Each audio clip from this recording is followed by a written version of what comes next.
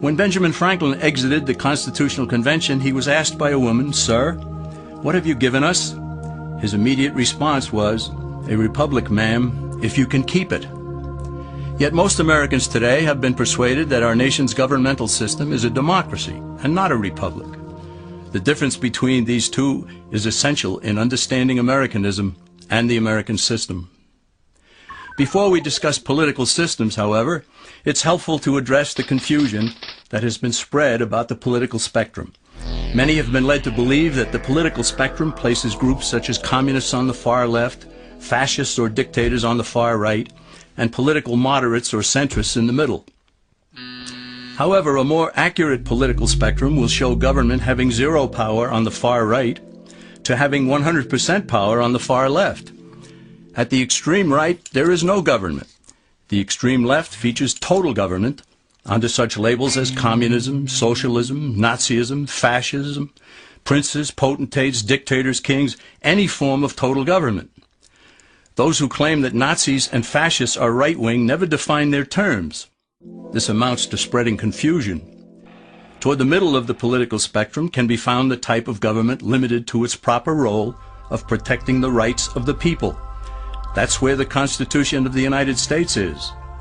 Those who advocate such a form of government are really constitutional moderates. So let's analyze the basic forms of government. They are monarchy or dictatorship ruled by one, oligarchy ruled by a few, democracy ruled by a majority, republic ruled by law, and anarchy, which is ruled by no one. In discussing these five, we'll see that they can be narrowed down to even fewer. Looking first at monarchy or dictatorship, this form of government doesn't really exist in the practical sense. It's always a group that puts one of its members up front. A king has his council of nobles or earls, and every dictator has his bureaucrats or commissars, the men behind the scenes. This isn't ruled by one, even though one person may be the visible leader. It's ruled by a group. So let's eliminate monarchy, dictatorship, because it never truly exists. Oligarchy, which is ruled by a group, is the most common form of government in all history. And it is the most common form of government today. Most of the nations of the world are ruled by a powerful few, and therefore oligarchy remains. At the other end, we find anarchy, which means without government. Some people have looked over history and found that many of its worst crimes were committed by governments, so they decided that having no government might be a good idea. But this is a mistake, because as the ancient Greeks stated, without law there can be no freedom. Our founding fathers agreed and held that some amount of government is a necessary force in any civilized, orderly society. In a state of anarchy, however, everyone has to guard life, liberty, and property, and the lives of family members. Everyone must be armed, and movement is severely restricted because one's property has to be protected at all times.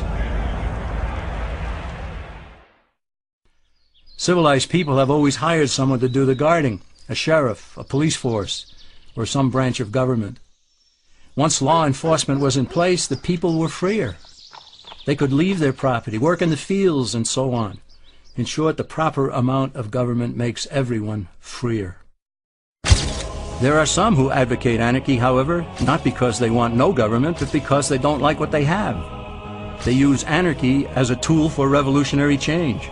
The condition of anarchy is very much like a vacuum where something rushes in to fill it. These calculating anarchists work to break down the existing government with rioting, killing, looting, and terrorism. Tragically, the people living in such chaos often go to those best able to put an end to it and beg them to take over and restore order. And who is best able to put an end to the chaos? The very people who started it.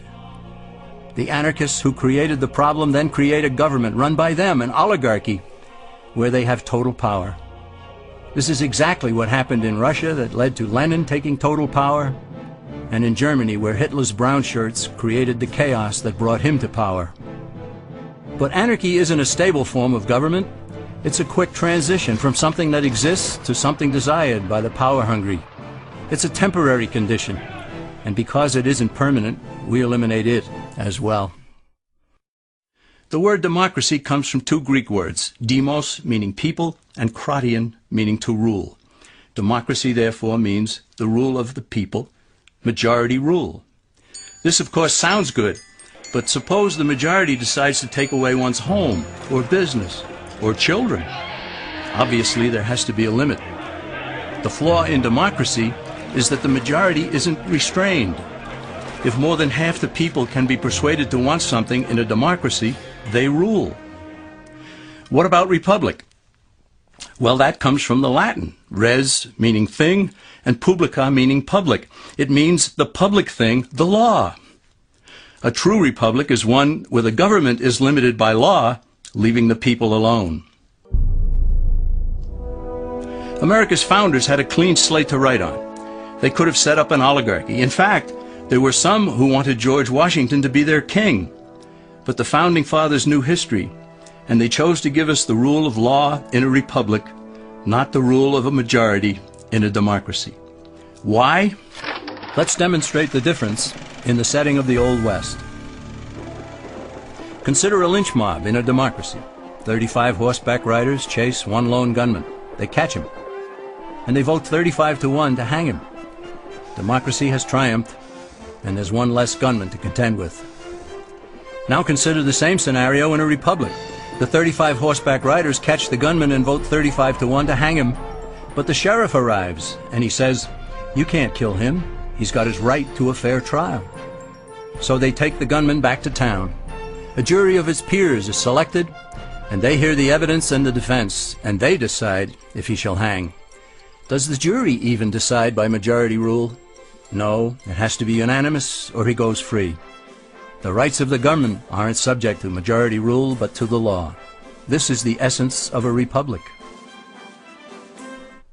Many Americans would be surprised to learn that the word democracy does not appear in the Declaration of Independence or the U.S. Constitution, nor does it appear in any of the constitutions of the 50 states. The founders did everything they could to keep us from having a democracy. James Madison, rightly known as the father of the Constitution, wrote in essay number 10 of the Federalist Papers, "Democracies have ever been spectacles of turbulence and contention, have ever been found incompatible with personal security or the rights of property, and have in general been as short in their lives as they have been violent in their deaths."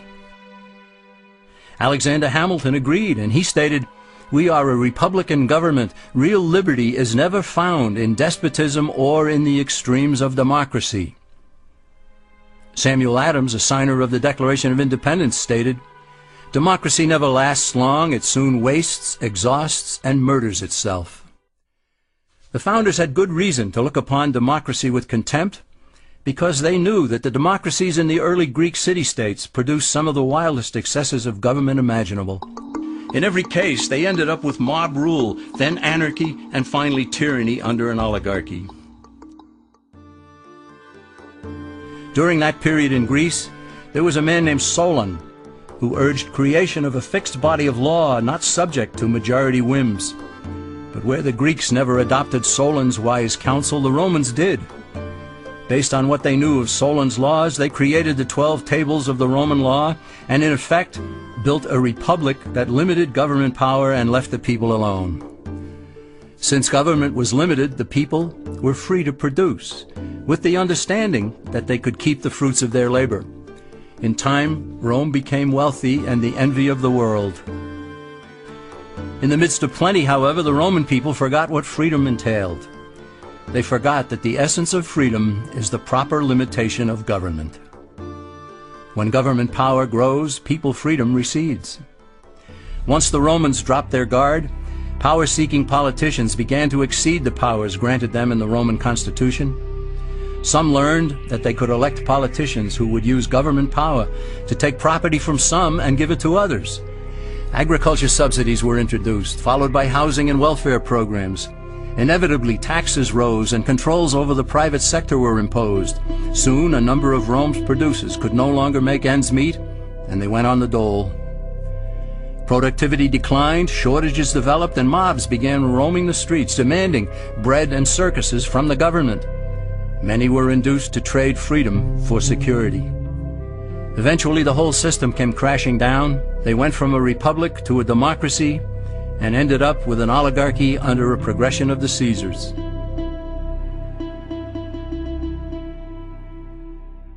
Thus, democracy itself is not a stable form of government. Instead, it is the gradual transition from limited government to the unlimited rule of an oligarchy. Knowing this, we as Americans are ultimately left with only two choices. We can keep our republic, as Franklin put it, or we will inevitably end up with an oligarchy, a tyranny of the elite.